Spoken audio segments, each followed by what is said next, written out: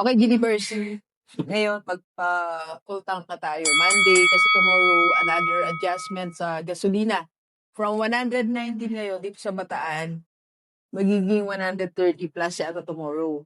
So, ang tanong ay ganito. Dahil pataas ng pataas ang gasolina, ang question is, ititigil mo na ba yung mga activities mo? Ititigil na ba yung biyahe mo? Ititigil mo na ba yung negosyo mo? Ititigil mo na ba yung pagpunta mo sa mga meetings? Tigil mo na ba lahat ng yan? Ang nakikita ko po sa Facebook is talagang yung iba, nilimitahan na nila yung paglabas ng bahay. Kasi nung last week po, I went to Makati, napansin ko din na parang konti na yung sasakyan.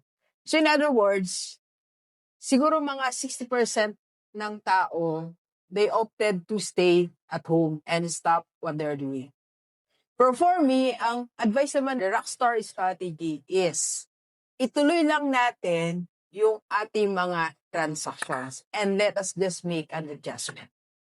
For example, sa amin sa seminar po natin, sa Rockstar Seminar and Coaching natin, Run Your School as a Business. So sa AIME Conference Center natin yung ginagawa. But because of what had happened, so nag-adjust tayo ng konti. I did not stop my seminar sa AIME. So ginawa ko po ay hybrid po tayo.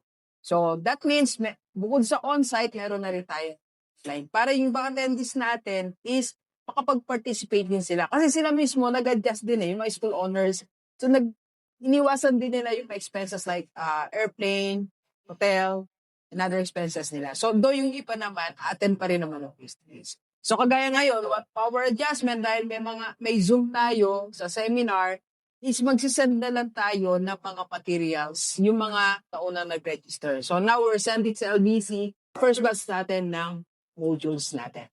So wag natin itigil ang ating mga meetings, wag natin itigil ang negosyo natin. Ang gawin lang natin, mag-adjust lang tayo na konti. Okay? Let's go. Tara, magbayad muna tayo.